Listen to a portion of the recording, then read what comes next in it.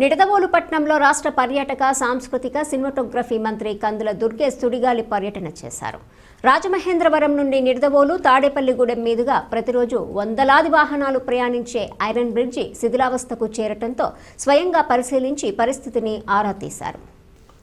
సమేశ్వరగూడెం మలుపు వద్ద కనీస రక్షణ లేకుండా గ్రిల్ విరిగి ఐరన్ బ్రిడ్జ్ ప్రమాదకరంగా మారిందని, ఈ నేపథ్యంలో ప్రజలకు ఇబ్బంది లేకుండా తక్షణ చర్యలు తీసుకోవాలని మంత్రి అధికారులను ఆదేశించారు.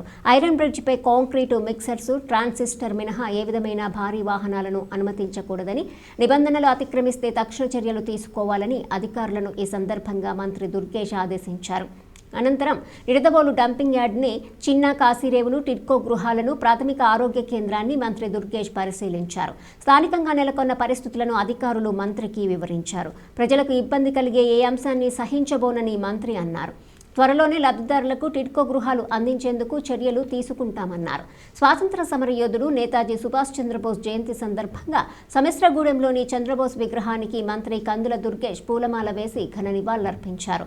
Nidadavolu municipal commissioner TLPSS Krishnaveni, municipal chairman Bhupathi Adinarayana, Janasena పట్టణ అధ్యక్షుడు రంగా రమేష్, కూటమి నాయకులు తదితరులు పాల్గొన్నారు.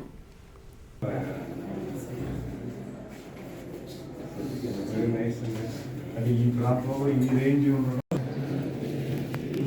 మళ్ళీ నాసిరకంగా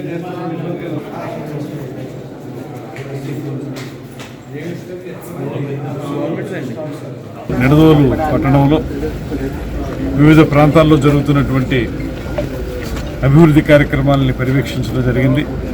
మున్సిపల్ చైర్మన్ గారు, కమిషనర్ గారు, ఇంకా ఇతర నాయకులు, వైస్ చైర్పర్సన్ గారు అందరం కలిసి, స్థానిక వార్డు కౌన్సిలర్లు అందరం కలిసి పరిశీలించడం జరిగింది. ఇవన్నీ కూడా త్వరితగతిన పూర్తి చేయాలనేటువంటి మాటని తెలియజేయడం జరిగింది. ముఖ్యంగా ఎస్టీపీ నిర్మాణం జరుగుతున్నటువంటి ఆ ప్రాంతం, అక్కడ ఉన్న రోడ్డు ఫార్మేషన్ విషయంలో కూడా లయన్స్ క్లబ్ వారి సహకారంతో రోడ్ ఫార్మేషన్ విషయంలో కూడా ఒక ప్రత్యేకమైనటువంటి కార్యాచరణ తీసుకోవాలనేటువంటి మాట చెప్పడం జరిగింది.